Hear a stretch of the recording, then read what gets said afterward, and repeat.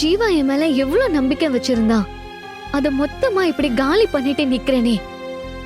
அவன் என் மேல வருத்தப்பட்டு பேசின ஒவ்வொரு வார்த்தையும் என் மனச எப்படி குத்தி கிழிச்சிட்டு இருக்குன்னு தெரியுமா? அவர் ஒண்ணு மட்டும் திட்டலையே கண்மணி, அன்பு சார் கிட்ட தானே கோவமா பேசினாரு. எப்படி இருந்தாலும் ரெஸ்டாரண்ட்டுக்கு இப்படி ஒரு நிலைமை ஏற்பட்டதுக்கு நானும் ஒரு காரணம் ஆயிட்டேன்ல. சரி, முடிஞ்சதை விடுமா. இதை எப்படி சரி பண்ணலான்னு யோசிச்சு பாரு. ஏதாவது ஒண்ணு பண்ணலாம். நீ அதெல்லாம் மறந்துட்டு சாப்பிட வரியா? வேண்டான்னு சொன்னா விட மாட்டியாமா நீ? சாப்பிடு கண்மணி, அதுக்காக சாப்பிடாமையா இருப்பியா? கோபத்தையும் சோகத்தையும் சாப்பாட்டுல காட்டக்கூடாதுன்னு பெரியவங்க சொல்லியிருக்காங்க. எதுக்குமா நீ உன் உடம்ப கெடுத்துக்கிற? வாமா, அம்மா சொல்றேன்ல, சாப்பிட வா. ஏன் என்ன புரிஞ்சுக்கவே மாட்டேங்கிறீங்கன்னு தெரியல. எனக்கு கொஞ்சம் ஃப்ரீயா விடுறீங்களா?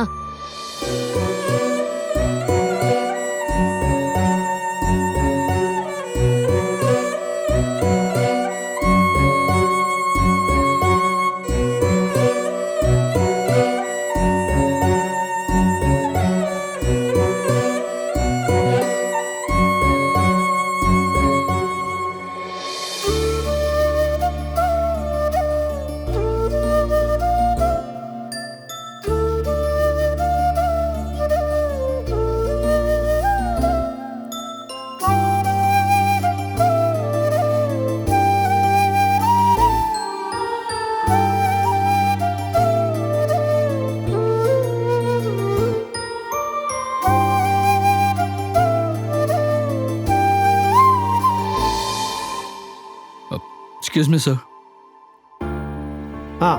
வாங்க உட்காருங்க. Thank you sir. சொல்லுங்க, என்ன விஷயம்? சார், என் பேரு ஜீவா, ஜேபி ரெஸ்டாரண்டோட ஓனர். ஓ, அந்த சிலிண்டர் கேஸா? சார், என் ரெஸ்டாரண்ட்டுக்கு சீல் வச்சுட்டாங்க. அதை நான் மறுபடியும் ஓப்பன் பண்ணணும். அதுக்கு நான் என்ன பண்ணணும்னு கொஞ்சம் சொன்னீங்கன்னா. ஒன்றும் பண்ண முடியாதுங்க. அதான் கேஸ் ஃபைல் பண்ணியாச்சுல்ல, நீங்க கோர்ட்ல பாத்துக்கோங்க. சார், அது வரைக்கும் ரெஸ்டாரண்ட் எல்லாம் மூடி வைக்க முடியாது சார். என் ரெஸ்டாரண்டோட பேரே கெட்டு போயிடும் சார். எங்க அப்பா ரொம்ப கஷ்டப்பட்டு உருவாக்கின ஹோட்டல் சார் அது.